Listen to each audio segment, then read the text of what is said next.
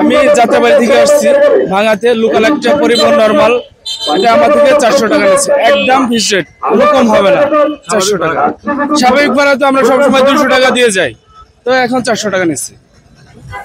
ভাঙ্গা পর্যন্ত 500 টাকা ভাড়া নিচ্ছে, আগে তো ছিল 250 টাকা, 200-250 ঠিক আছে। গাড়ি ঠিক সময় পাইছি, রোডে কোনো যানজট নাই, আরো ঠান্ডা ভাবে আইছি।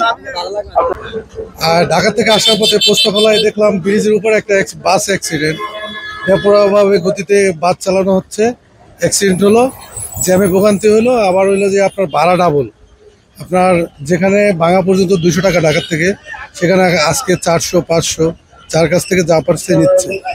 মানুষ ভোগান্তি হচ্ছে, হয়তো আসা যাতায়াতে কষ্ট হচ্ছে, এছাড়া আর কিছু। বেশি নিচ্ছে আমাদের কাছ থেকে 400 টাকা করে।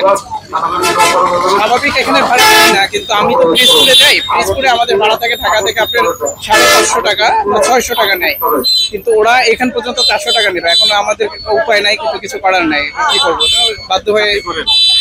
হ্যাঁ, চাকরি করি। হ্যাঁ,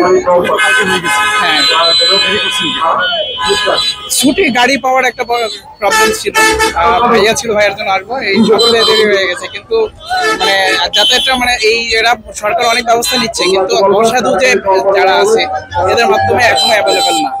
আমার মনে হয় যে প্রশাসন যদি এই যারা বাস কাউন্টার আছে এদেরকে একটু দেখাশোনা করে, তাহলে বিষয়টা আরো একটু ভালো হবে। আমি আসছি মোটরসাইকেলে 500 টাকা ভাড়া। বৃষ্টি সেতুর উপর থাকতে হয়েছিল, আর পাইনি।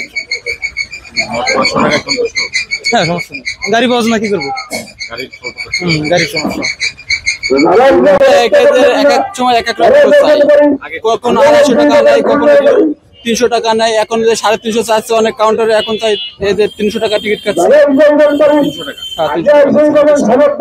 আপাতত তখন নিতে সন্তুষ্ট হইতে হবে। আমার গরু বিক্রি করতে গেছিলাম, সেখানে ট্রাকে আসছে, আমার রিজার্ভ ছিল ট্রাক, আমার গরু নিয়ে গেছিলাম ঢাকায় বিক্রি করতে। চাপ কেমন রাস্তায়? চাপ মোটামুটি না, তোমার একটা চাপ তো নাই, পদ্মায় আসলাম, তোমার চাপ তো দেখলাম না, বুঝছেন।